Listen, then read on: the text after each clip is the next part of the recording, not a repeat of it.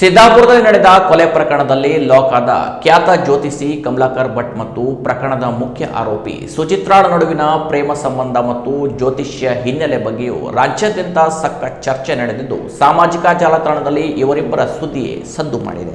ಹೌದು, ಖ್ಯಾತ ಜ್ಯೋತಿಷಿ ಕಮಲಾಕರ್ ಭಟ್ ಮತ್ತು ವಿವಾಹಿತೆ ಸುಚಿತ್ರಾ ನಡುವಿನ ಪ್ರೇಮ ಸಂಬಂಧಕ್ಕೆ ಅಡ್ಡಿಯಾದ ಸುಚಿತ್ರಾಳ ಪತಿಯಾದ ಮಹೇಶ್ ನಾಯ್ಕರನ್ನ ಮುಗಿಸಲು ಪ್ಲಾನ್ ಮಾಡಿದ ಇವರಿಬ್ಬರು ಈಗ ಕಂಬಿ ಹಿಂದೆ ಹೋಗಿದ್ದಾರೆ. ಆದ್ರೆ ಮಹೇಶ್ ನಾಯ್ಕರನ್ನ ಸಾಯಿಸಲು ಮಾಡಿದ ಸಂಚಿಗೆ ಅವರ ಸಹೋದರ ವಸಂತ್ ನಾಯ್ಕ್ ಬಲಿಯಾಗಿದ್ದಾರೆ. ಈ ಪ್ರಕರಣ ರಾಜ್ಯಾದ್ಯಂತ ಸುದ್ದಿ ಮಾಡಿದ್ದು ಜಿಲ್ಲೆಯನ್ನೇ ಬೆಚ್ಚಿ ಬೀಳಿಸಿದೆ. ಅಕ್ರಮ ಸಂಬಂಧದಿಂದ ಓರ್ವ ಅಮಾಯಕ ಜೀವ ಕಳೆದುಕೊಳ್ಳುವಂತಾಗಿದೆ. ಟಿವಿ ವಾಹಿನಿಗಳಲ್ಲಿ ಭವಿಷ್ಯ ಹೇಳುತ್ತಾ ಜನರಿಗೆ ನೀತಿ ಪಾಠ ಬೋಧನೆ ಮಾಡುವ ಜ್ಯೋತಿಷಿ ಆಂಟಿಯ ಪ್ರೇಮ ಪಾಶಕ್ಕೆ ಸಿಲುಕಿ ಜೈಲು ಪಾಲಾಗುವಂತಾಗಿದೆ. ಈ ಪ್ರಕರಣ ತೀವ್ರತೆ ಪಡೆಯುತ್ತಿದ್ದಂತೆ ಜ್ಯೋತಿಷಿಯ ಹಿಂದಿನ ಕಥೆ ಮತ್ತು ಆಂಟಿಯ ರೀಲ್ಸ್ ಈಗ ಸಾಮಾಜಿಕ ಜಾಲತಾಣದಲ್ಲಿ ಸಖತ್ ವೈರಲ್ ಆಗುತ್ತಿದೆ. ಯಾರ ಕಣ್ಣಿಗೆ ಬೇಕಾದ್ರೂ ಮಣ್ಣೆರ್ಚಬಹುದು, ಆದ್ರೆ ಆ ದೇವರ ಕಣ್ಣಿಗೆ ಮಣ್ಣೆರ್ಚಕ್ಕೆ ಯಾವನಿಂದನೂ ಸಾಧ್ಯ ಇಲ್ಲ. ಅವನೇನಾದ್ರೂ ಚಡಿ ಕೊಟ್ಟ ಅಂದ್ರೆ ನನ್ನ ಮನಸ್ಸು ಯಾಕೋ ಈಗ ನನ್ನ ಮಾತೆ ಕೇಳುತ್ತಿಲ್ಲ, ಗೊತ್ತಿಲ್ಲದೆ ಶುರುವಾಗೋಯ್ತು ಲವ್ ಅನ್ನೋ ರಾಜ್ಯ ಕಟ್ಟೋಕೆ ಯಾವ ಸೈನ್ಯನೂ ಬೇಕಾಗಿಲ್ಲ, ನನ್ನ ನೆರಳನ್ನೇ ನಾನು ಯಾವತ್ತೂ ನಂಬೋದಿಲ್ಲ.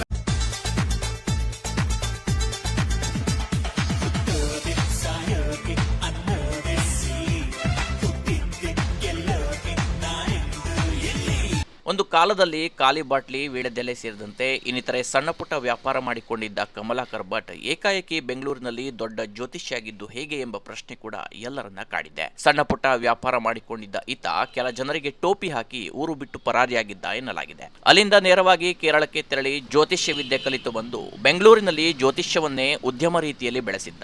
ಎಲ್ಲಾ ಜಿಲ್ಲೆಗಳಲ್ಲಿ ಏಜೆಂಟ್ರನ್ನ ಸೆಟ್ ಮಾಡಿ ಪೂಜೆ ಪುನಸ್ಕಾರ, ಹೋಮ ಹವನಗಳನ್ನ ಮಾಡಿಸುತ್ತಿದ್ದ.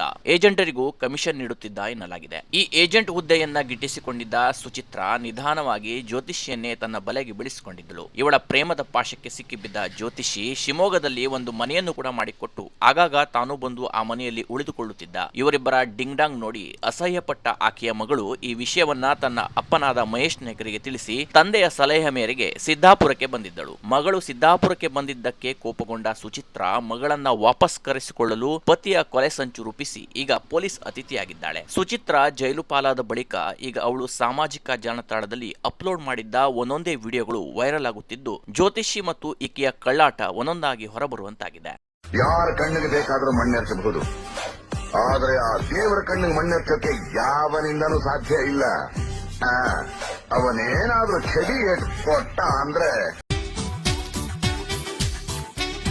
ನನ್ನ ಮನಸ್ಸು ಯಾಕೋ ಈಗ ನನ್ನ ಮಾತೆ ಕೇಳುತ್ತಿಲ್ಲ, ಗೊತ್ತಿಲ್ಲದೆ ಶುರುವಾಗೋಯ್ತು ಲವ್ ಅನ್ನೋ ರಾಜ್ಯ ಕಟ್ಟೋಕೆ ಯಾವ ಸೈನ್ಯನೂ ಬೇಕಾಗಿಲ್ಲ, ನನ್ನ ನೆರಳನ್ನೇ ನಾನು ಯಾವತ್ತೂ ನಂಬೋದಿಲ್ಲ.